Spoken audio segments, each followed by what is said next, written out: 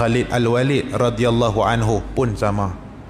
Sahabat Nabi yang besar, yang hebat, panglima dalam Islam yang tidak pernah kalah dalam siri pimpinan peperangan dia, tidak pernah kalah. Sama ada sebelum dia masuk Islam ataupun selepas Islam, Khalid Al-Walid dalam membela Islam dan menjadi panglima perang tidak pernah kalah. Kecuali ada kekalahan awal dalam Uhud, itu pun dia ada advantage yang dia boleh ambil untuk pastikan Islam kalah dalam perang itu. Dahsyatnya kata Khalid Al-Walid ni. Kita nak bagi tahu kisah ni. Khalid Al-Walid masuk Islam selepas perjanjian Hudaybiyah, waktu gencatan senjata, masuk Islam, bela Islam. Baik, dalam perang apa kita kaji tuan-tuan? Kita tengok dalam perang Mu'tah, Khalid Al-Walid patah 9 pedang untuk ambil tugas panglima yang keempat setelah 3 orang syahid dalam perang Mu'tah. Nak kata mujahadah ni, Khalid Al-Walid berjuang dalam perang ni 100 peperangan. Allah redha walaupun tidak syahid, kerana dia disebut oleh Nabi SAW Saifullah Al-Maslul. Dia pedang Allah yang terhunus. Tak mungkin pedang Allah tu patah di medan jihad. Bermaksud Khalid tidak akan tewas di medan jihad, kerana dia Saifullah, dia pedang Allah. Dia mati atas katil di Syria, di Syam. Kita nak sebut Allah redha, radhiyallahu anhum wa radu'an. Tapi hak kita takut tuan-tuan, semakin pun saya baca hadis ni juga. Dalam hadis riwayat Al-Bukhari daripada sahabat yang bernama Sahal bin Sa'ad As-Sa'idi, satu orang yang duk berjuang di medan jihad, duk tengah perang ni. Orang tengok dia berperang dengan begitu semangat. Orang kata, "Oi, dia ni lah, mana ada orang yang boleh perang macam ni?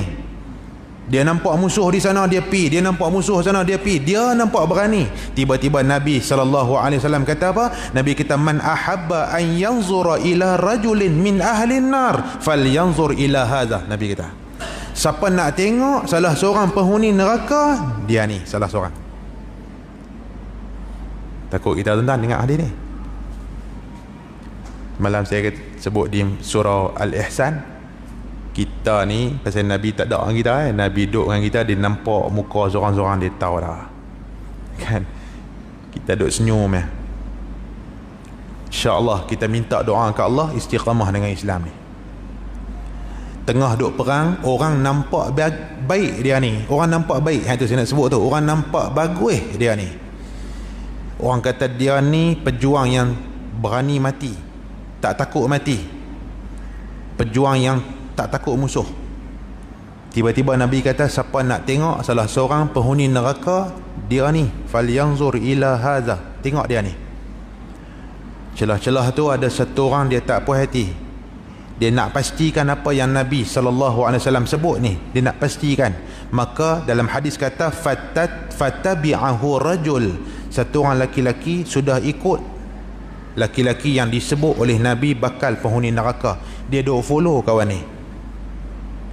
Falam yazal ala zalik, tak lama selepas tu dalam dia duk ikut tu, hatta jurih, dalam dia duk perang bersemangat tu, dia terluka, dia terkena pedang musuh, luka badan dia, luka dia tu teruk. Fasta'jalal maut, dan dia nak mati cepat, dia tak boleh tahan sakit dan dia nak cepat-cepat mati. Tak tahu apa yang dia mau, dia nak syahid di mata orang ke? Wallahu alam, hadis tak sebut. Tapi yang disebut dalam hadis fasta'jalal maut, dia nak mati cepat. Ista'jal maksud apa? Nak segera mati. Apa duk ada dalam hati dia? Wallahu alam. Tapi Nabi kata dia penghuni neraka. Kata laki-laki ni, bila dia ikut, dia ambil hujung pedang dia dan fawada'ahu baina sadiyai, dia letak di antara dua dada dia ni, diletak di situ. Fatahamala alaih hatta kharaja baina katifai, dia tikam sampai tembus tengah belakang. Dia nak mati cepat. Laki-laki hak duk follow ni, dia nampak benda ni, orang lain tak tahu. Dia mai depan Nabi SAW, dia kata, asyhadu annaka Rasulullah, aku nak saksi Tuan adalah Rasulullah betul. Nah, habang kata, ni cerita ni. Nabi tanya dia, Nabi kata, wa mazaka, apa cerita? Nabi kata, Dia kata tadi Rasulullah sebut kata dia ni ahli neraka, aku ikut dia sampai satu tempat dia terluka, dia tak tahan, akan lagu mana aku tak tahu, tiba-tiba dia ambil pedang dia dan dia tikam diri dia sendiri, dia mati. Sebelum tu dia terluka dan luka dia parah, kemudian dia mati dengan tikaman dia. Nabi SAW, Nabi kata apa? Innal abda la ya'malu fima yaran nas amal ahli jannah. Ada orang yang buat amalan ahli syurga pada pandangan mata orang. Wa innahu la min ahli nar, sedang dia di sisi Allah bakal penghuni neraka. Wa ya'mal fima yaran nas amal ahli nar. Ada orang yang buat amalan di mata orang macam jahat sangat dia ni, dengan lawan Islam dia, dengan menentang Islam dia, dengan macam-macam dia buat. Di pandangan orang dia amal ahli neraka. Wa huwa min ahli jannah, sedang di sisi Allah dia penghuni syurga. Akhir Nabi kata apa? Wa innamal a'mal bi khawatimiha. Amalan kita ni dia kira dekat penutup nanti. Penutup itu, maka ulama kata kalau Allah redha, husnul khatimah. Kalau Allah tak redha hidup kita, su'ul khatimah. Tuan-tuan, malam ni kita nak pergi faham hak kita duk minta Allahumma inna nas'aluka ridhaka wal jannah. Kalau Allah redha, hak tu penting, hak di hujung. Hak ni pun penting.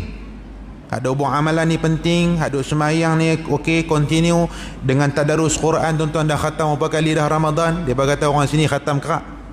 Kan? Alhamdulillah, terus kan dengan khatam tuan-tuan hak rajin tu, terus. Esok masuk Syawal dengan sunat puasa 6-nya terus. Isnin Khamis tak pernah tinggal terus. Qiyam duk buat juga terus kan. Hak tu pun penting. Tapi Nabi SAW sebut wa innamal a'mal bi khawatimiha. Khawatim hidup kita ni tuan-tuan, dia berkait dengan keredaan Allah. Maka kalau Allah Ta'ala reda tuan-tuan, Allah Ta'ala nak anugerahkan syahid. Contohnya saya sebut 2-3 tempat cerita yang sama. Sepupu Nabi Sayyidina Ja'far bin Abi Talib yang hijrah ke Habsyah, duk hidup di sana 10 tahun. Duk hidup di sana 10 tahun, tapi Allah nak takdirkan syahid dalam perang Mu'tah sebagai panglima Islam kedua. Tergerak hati nak balik main Madinah. Tergerak hati tu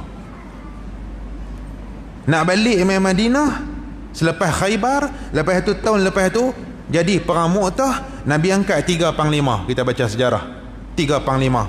Salah satunya yang kedua iaitu Ja'far bin Abi Talib yang terputus tangannya di medan jihad, yang dianugerahkan sayap dalam syurga, yang boleh terbang dalam syurga. Hak kita nak sebut kalau duduk di Habsyah 10 tahun, tapi Allah akan takdirkan Ja'far dengan perjuangan dia, dengan jihad dia, dengan hati bersih dia, dengan hebat yang kata sahabat yang bernama Ja'far At-Tayyar ni, untuk dia dianugerahkan syahid, dia akan syahid dan dia akan balik ke Madinah, kemudian keluar pergi ke Mu'tah, perang syahid. Kalau Allah tak redha, macam cerita kita baca atas, wal'iyazubillah. So doa pada Allah sungguh-sungguh, mudah-mudahan Allah Ta'ala anugerahkan kepada kita khawatim, penutup hidup kita ni yang baik-baik.